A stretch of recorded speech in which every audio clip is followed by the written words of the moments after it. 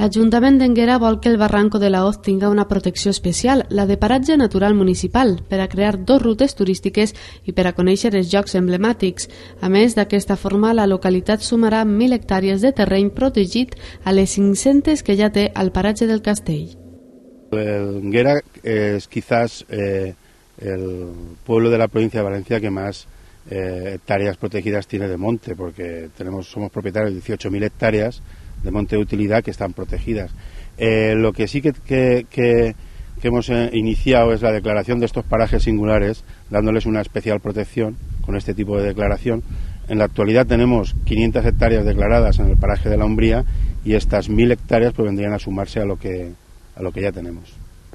A 12 quilòmetres del poble, aquest paratge natural té pintures rupestres declarades Patrimoni de la Humanitat en la zona del Charco de la Pregunta, un jaciment de l'edat de bronze i fonts i caseríos abandonats.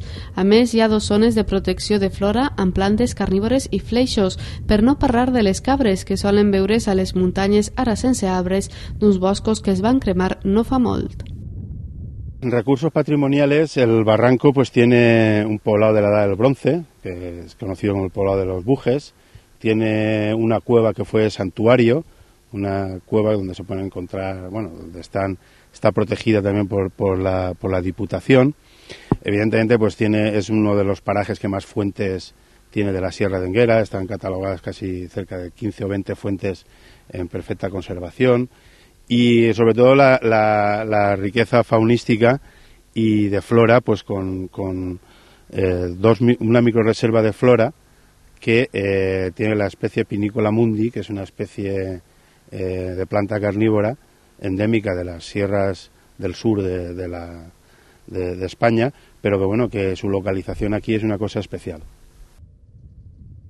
En cas de que el Consell diga que sí, Énguera podrà tindre un control més exhaustiu de la fauna i de la flora, podrà fer estudis de vegetació, millorarà els accessos i netejarà les muntanyes. A més, recuperarà els bancals.